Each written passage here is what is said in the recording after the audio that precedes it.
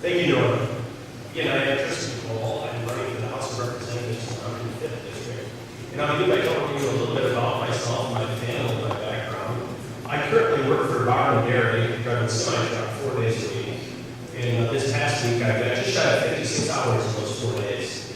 And on the home front, my wife and I, we run a small farm where we grow vegetables for roadside market.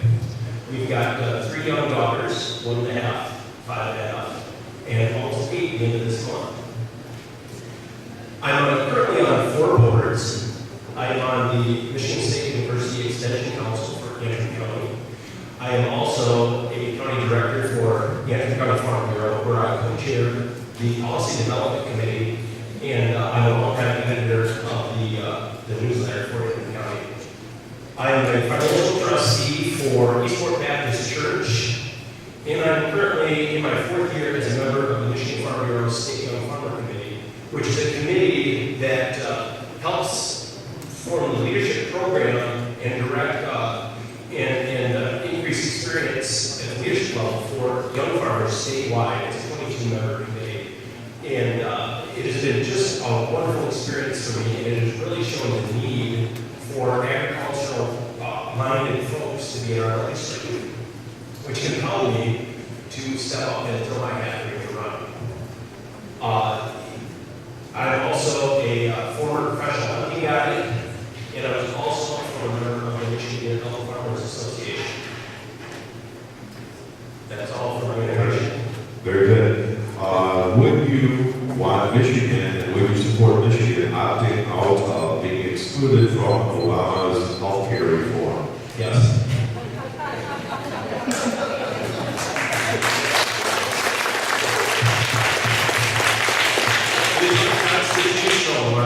Under the 10th Amendment. Okay. Here, sovereign state. Currently, the state of Michigan does not verify citizenship with certified documents when registering them to vote. Will you introduce and support verification with registration to vote? Yes. Do you support the fair tax reform as was described in an earlier form? Absolutely. The fair tax is extremely important to Michigan. Now is the time to step up and change our regulatory system, the way that we are taxed, so that you folks can choose when you pay a tax and when you don't want to be taxed so much. It is a consumption-based tax and not an earnings-based tax. And the fair tax, when implemented, would catapult us from 48th in the nation to lead, and that would bring jobs and profitability back to Michigan.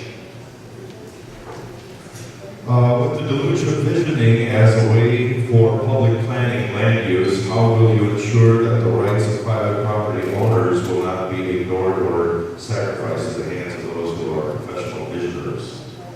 By shifting government. By what? It is so important that we have private property owners as legislators, especially farmers like myself, and that we work to maintain individual liberties and private property rights at every level. How do you feel the DNR is doing in its involvement in managing our resources? Poorly.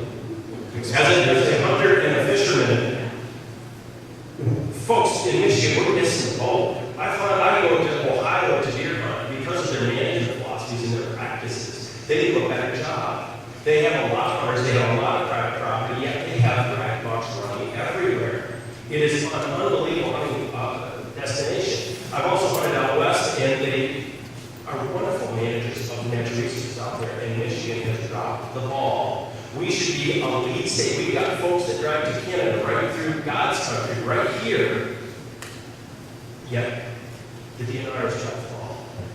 Do you think that Michigan should be a right-to-work state, meaning that workers do not have to join a union to take a certain position? Absolutely.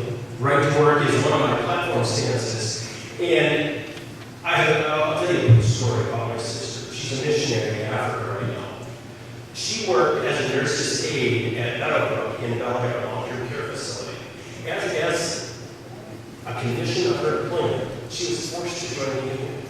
Now, unions primarily donate their funds to Democratic causes and support abortion, which is fundamentally against my sister's beliefs, but needing a job and not having any options, because we're not ready for anything, she was forced to contribute money to support abortion against her beliefs. And I believe that is wrong, and that is something that we really, really need to work on as a state. Any overall ideas on how to balance, or specific ideas, I should say, on balancing the state budget? Shrink government. In our personal lives, if we don't have any income, we can spend it. And folks that do really run into problems. The state is having those problems right now, and it's got to stop. Folks, they're spending our money. They're creating an entitlement society that is unsustainable, and they're creating a nanny state. I see it as I'm delivering every day dairy products to the stores and businesses across Michigan. I've got stores I can go on for hours. Quick one from last summer. Waiting at a 7-Eleven store in Traverse City.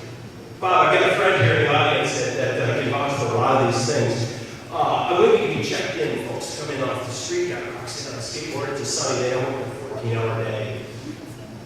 Grabs a couple of energy drinks, a beef jerky, bag of chips. We pay for it. He rocks off down the road on a skateboard, perfectly able-bodied and able to work. But he feels entitled to our tax dollars to fund his habits, and that is a poor use of our tax dollars. We're creating a society that is unable to care for itself and unwilling, because the state is stepping up to take care of those folks. And I'm so against that from what I've seen working out there in the private sector. Kim, if you want to look at people who might have their hands raised, it's going to be Steve now, is it? Be right back. She'll be right back. Okay, let's move on. Part-time legislature, yes, no, or why for the state of Michigan? I'm researching part-time legislature idea. The less time we have lawmakers in Lansing, the better off it is for the private sector and individuals. Another question, would you go as far as to ban unions for public sector employees? It should be an option if you want to join a union. The right to work, you can still join a union, you can be a member of the union, but you're not forced to join a union. Any specific ideas on helping to reduce Michigan's almost 15% unemployment? Right to work, Michigan fair tax, that will go a long ways. See, the role of state government is not to provide jobs to people. The role of the state government is to create an environment for the private sector to create lasting employment and increase profitability. This next one, would you write or support a bill which allowed counties to use a per household fee instead of a millage to fund things like Commission on Aging, Parks and Rec? The per household fee would be the same for everyone regardless of the value of the property.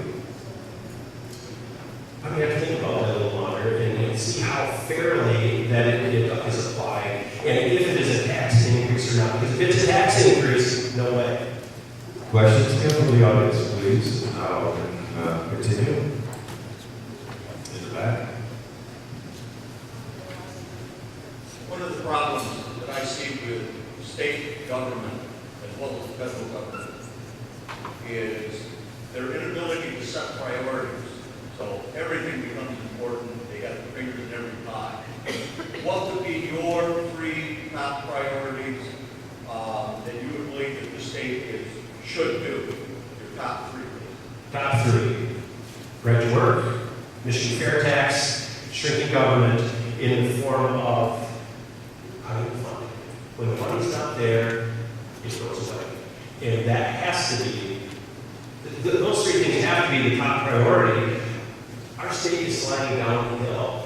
Economically, we're losing our citizens. I have 3 young daughters that I want to stay in Michigan.